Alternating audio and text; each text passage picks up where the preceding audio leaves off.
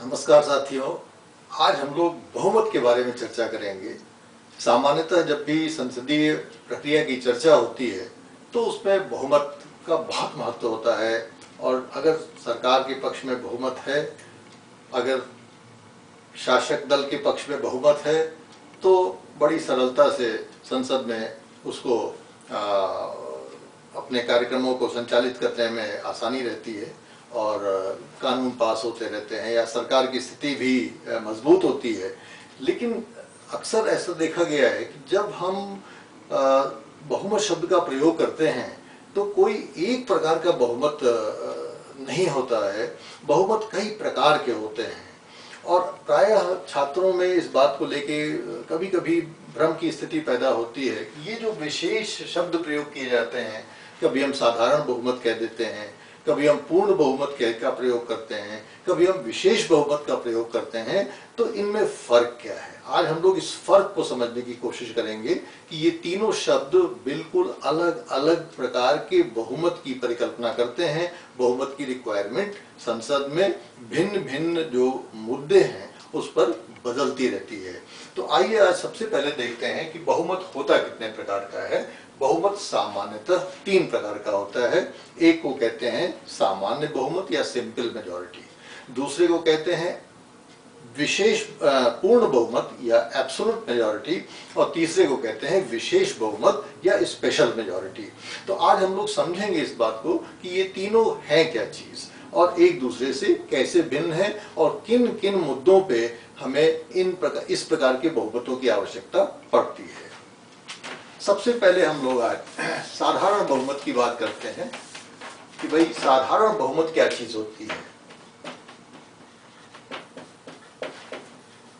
देखिए, जब भी संसद में अगर आप लोकसभा की हम बात करें तो शायद ज्यादा हम लोगों को समझ में आ जाएगा। आप सभी लोग जैसा जानते हैं कि लोकसभा में जो सीटों की संख्या है वो सबको पता है कि 443 सीट्स लोकसभा में होती है। 543 सीटें लोकसभा में हैं। ये सब सीटें बड़ी महत्वपूर्ण होती हैं और आप जानते हैं कि देश के एक बहुत ही विशेष भूभाग का प्रतिनिधित्व करने, जिसको हम निर्वाचन क्षेत्र कहते हैं, लोकसभा का निर्वाचन क्षेत्र, तो देश को 543 लोकसभा निर्वाचन क्षेत्रों में बांटा गया है और 543 लोकसभा निर्वाचन क्षेत्रों से 543 लोग चुन के आते हैं। तो इस प्रकार से जो 543 की संख्या है ये अपने आप में बड़ी ही महत्वपूर्ण मानी जाती है। भले ही डिलिमिटेशन के कारण वो संख्या थोड़ा बहुत एक दो घटती बढ़ती रहती है, लेकिन सामान्यतः ये संख्या 543 है लोकसभा की। अब इस लोकसभा की 543 की जो संख्या है, अब आइए देखें कि ये किस प्रकार के साधारण बहुमत का यहाँ पे क्या अर्थ होता है। लोकसभा में फर्ज कीजिए कि बहुमत शब्द का कोई सामान्य रूप से प्रयोग करे तो उसको क्या अवधारणा के स्तर पे बहुमत का मतलब क्या होता है। बहुमत का सीधा साधा मतलब अगर हम अंक गणित के हिसाब से लगाएं तो ये होता है आधे से अधिक, तभी वो बहुमत होना चाहिए। लेकिन नहीं ऐसा, और इसके लिए आधे से अधिक का जो फार्मूला है वो है 50% + 1। अक्सर छात्र 51% का प्रयोग कर देते हैं, वो गलत हो जाता है। 50% आधा आधा होता है और जब आधे से अधिक होता है हर संख्या तो वो हम कहते हैं कि वो बहुमत होना चाहिए, जहां तक कि लोकसभा की संख्या का सवाल है। तो क्या लोकसभा में ये जो संख्या हुई, ये आप देख रहे हैं कि 272 की संख्या, अगर 543 को हम 2 से भाग करें तो 271 की संख्या आती है, उसमें 1 जोड़ते हैं तो 272 की संख्या आती है। अर्थात ये 272 की संख्या से भी क्या काम नहीं चलता है या कुछ भिन्न भिन्न संख्याएं होती हैं जिनको हम साधारण बहुमत कहते हैं, पूर्ण बहुमत कहते हैं, विशेष बहुमत कहते हैं। हाँ, बिल्कुल ऐसा ही है कि ये 272 की जो संख्या है ये एक विशेष प्रकार के बहुमत को इंगित तो करती है, लेकिन सभी प्रकार के बहुमतों और सभी परिस्थितियों के लिए बहुमत की आवश्यकता को व्यक्त नहीं करती। सबसे पहले जब साधारण बहुमत की बात की जाती है तो साधारण बहुमत में एक परिस्थिति की परिकल्पना करते हैं कि मान लीजिए लोकसभा में आपके पास 543 सदस्य तो हैं, लेकिन 543 सदस्य में सभी प्रेजेंट हो भी सकते हैं और नहीं भी हो सकते हैं। तो ये ध्यान रखिए कि अगर 543 सदस्य प्रेजेंट हैं, ऐसा भी हो सकता है और प्राय होता भी है, अगर 543 सदस्य उपस्थित हैं तो 543 सदस्यों की जब उपस्थिति है तो उस समय अगर आपसे कोई पूछे कि भाई इस 543 सदस्यों का साधारण बहुमत क्या होगा, तो आप क्या कहेंगे कि 272 की संख्या इसमें बहुमत को व्यक्त करेगी 543 में। लेकिन प्राय ऐसा होता है कि संसद में कुछ सदस्य किसी कारण से अनुपस्थित हो जाते हैं, नहीं आते हैं, या किसी को कोई और अर्जेंसी होती है, कोई विदेश दौरे पे है, कोई अपने निर्वाचन क्षेत्र में है, कोई किसी वजह से उस समय उपस्थित नहीं है, कोई लॉबी के अंदर है, कोई सेंट्रल हॉल में कहीं कुछ कर रहा है, कोई लाइब्रेरी में है, कोई समितियों में भाग ले रहा है, और भी बहुत सारे क्रियाकलाप चलते रहते हैं सांसदों के। तो हो सकता है कि जिस समय लोकसभा में कोई कार्यवाही चल रही हो और उस पर मतदान होना हो तो 543 सदस्य न हो, और फर्ज कीजिए कि उस समय केवल 400 सदस्य उपस्थित हो, 543 में से केवल 400 सदस्य उपस्थित हो, और तब अगर आपसे कोई पूछे कि भाई इसमें साधारण बहुमत क्या होगा, तो इसका हो जाएगा 200 प्लस 1, 50% प्लस 1 अर्थात 201।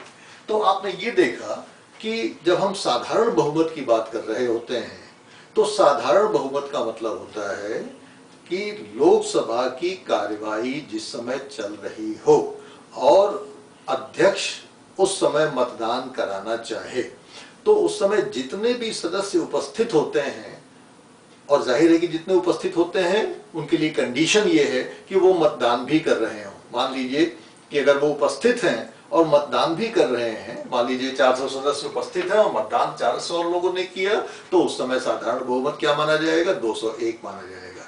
लेकिन अगर उसी लोकसभा में 543 सदस्य उपस्थित हैं और 543 सदस्य मतदान भी कर रहे हैं, तो उस समय साधारण बहुमत क्या माना जाएगा, उस समय साधारण बहुमत 272 का माना जाएगा। तो इस प्रकार से इस चीज में बिल्कुल क्लियर रहिए कि साधारण बहुमत कोई फिक्स नंबर नहीं है, ये परिस्थिति के अनुसार, सदस्यों की उपस्थिति के अनुसार घटता बढ़ता रहता है।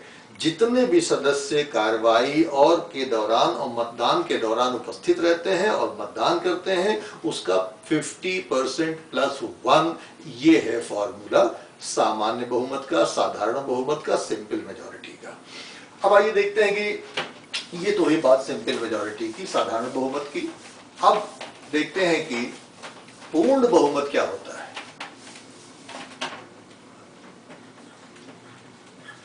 एब्सोल्यूट मेजॉरिटी, एब्सोल्यूट मेजॉरिटी क्या होता है, ये बहुत ही इंपॉर्टेंट पॉइंट है कि एब्सोल्यूट मेजॉरिटी क्या होता है। और इसकी सबसे बड़ी खास बात यह है कि किसी भी सदन का, चाहे वो लोकसभा हो, चाहे वो राज्यसभा हो, चाहे वो विधानसभा हो, कोई किसी भी सदन की जो एब्सोल्यूट मेजॉरिटी होती है, पूर्ण बहुमत जो होता है, वो बिल्कुल फिक्स्ड होता है, उसमें कोई कभी भी बदलाव नहीं होता। क्योंकि उसका फॉर्मूला क्या होता है कि एब्सोल्यूट मेजॉरिटी का मतलब होता है सदन की कुल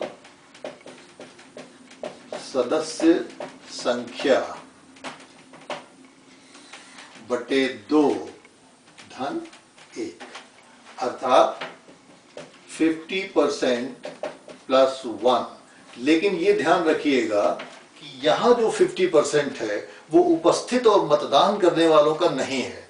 यहां पे 50% सदन की कुल सदस्य संख्या का है, अर्थात अगर लोकसभा में 543 सदस्य हैं तो 272 उसका स्टैंडर्ड एब्सोल्यूट मेजॉरिटी माना जाएगा। चाहे 400 सदस्य उपस्थित हो, चाहे 500 सदस्य उपस्थित हो, चाहे 543 सदस्य उपस्थित हो, चाहे 300 सदस्य उपस्थित हो, कितने भी सदस्य उपस्थित हो, उससे हमें कोई लेना देना नहीं है। जहां कॉन्स्टिट्यूशनल रिक्वायरमेंट है कि सदन की कुल सदस्य संख्या का पूर्ण बहुमत चाहिए, तो वहां पे मतलब हुआ कि लोकसभा में चाहे जितने सदस्य उपस्थित हो, 300 हो, 350 हो, 400 हो, 450 हो, 500 हो, 543 हो, हमें ये बहुमत चाहिए, अर्थात 272 सांसदों का समर्थन चाहिए। बहुत ही इंपॉर्टेंट चीज है, आप इसको ध्यान रखिएगा कि ये इसे कहते हैं एब्सोल्यूट मेजॉरिटी।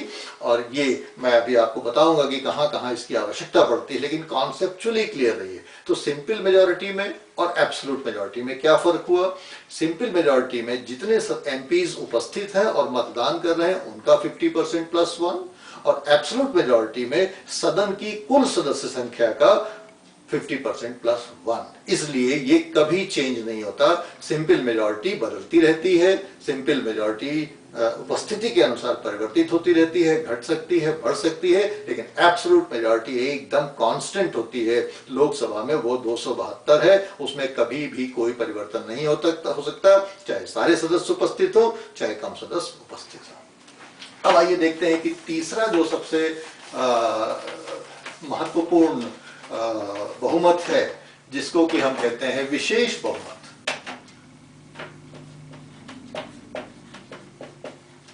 विशेश बहुमत क्या होता है? देखिए, विशेष बहुमत बाकायदा इंगित किया जाता है 2/3, 3/4, 4/5। हर संविधान में, हर दुनिया के हर संविधान में परिस्थितियों के अनुसार रिक्वायरमेंट विशेष बहुमत की अलग अलग होती है। आप जानते हैं कि भारत में जो बहुमत की रिक्वायरमेंट है, विशेष बहुमत की रिक्वायरमेंट है, 2 मौकों पे खास तौर से ये विशेष बहुमत की रिक्वायरमेंट आती है। एक है संशोधन संविधान का। आप जानते हैं कि जब संविधान का संशोधन होता है तो संविधान के संशोधन में कितना बहुमत चाहिए होता है? सदन का 2/3 बहुमत चाहिए होता है। ये आर्टिकल 368 में लिखा हुआ है। इसी प्रकार से जब महाभियोग लगाया जाता है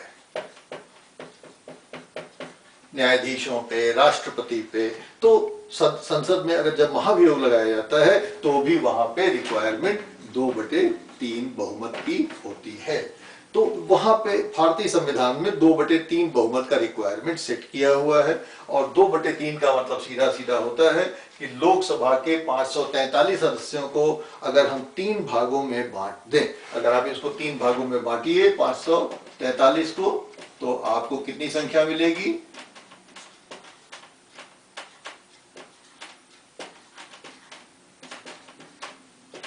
और 181 को 2 से गुणा कर दीजिए, अर्थात 362। तो आप देख रहे हैं कि ये जो लोकसभा में 543 सदस्यों की संख्या है, जब संविधान का संशोधन होने की आवश्यकता होगी तो केवल 272 से भी काम नहीं चलेगा, एब्सोल्यूट मेजॉरिटी से भी काम नहीं चलेगा।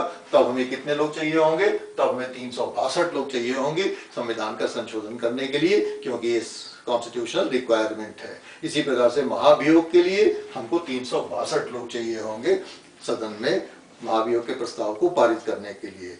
तो ये बहुत ही इंपॉर्टेंट है, इस चीज को ध्यान में रखना। दूसरे संविधानों में कहीं 3/4 की रिक्वायरमेंट हो सकती है, कहीं और भी कोई रिक्वायरमेंट हो सकती है, लेकिन भारतीय संविधान के संदर्भ में 2/3 की ही रिक्वायरमेंट है, चाहे वो संविधान का संशोधन हो और चाहे महाभियोग की बात हो। तो इस प्रकार से मित्रों ध्यान रखिएगा कि 3 प्रकार के बहुमत होते हैं। साधारण बहुमत, जिसका मतलब होता है कि उपस्थित और मतदान करने वाले सदस्यों का बहुमत, उसमें संख्या घटती बढ़ती रहती है। इसी प्रकार से जो एब्सोल्यूट मेजॉरिटी होती है, पूर्ण बहुमत होती है, उसमें सदन की कुल सदस्य संख्या का बहुमत होना चाहिए, 50% प्लस 1 होना चाहिए, जैसा कि हमने देखा कि लोकसभा में 272 है। और विशेष बहुमत तो संविधान वेरी करता है। हमारे संविधान में 2/3 की रिक्वायरमेंट है, अर्थात 362 लोग जब किसी संविधान के संशोधन को प्रस्ताव को पारित करेंगे या उसमें इम्पीचमेंट प्रोसीडिंग्स पे, महाभियोग पे समर्थन करेंगे, तब जाके महाभियोग को पारित हुआ माना जाता है। तो आशा है कि इन तीनों बहुमत के जो डिफरेंसेस हैं वो आपके समझ में आए होंगे। और इस संबंध में अगर फिर भी आपको कोई चीज़ ऐसी हो जो कि न समझ में आई हो तो हमें जरूर लिखिएगा और हमें बड़ी खुशी होगी उसको क्लियर करके। Thank you very much.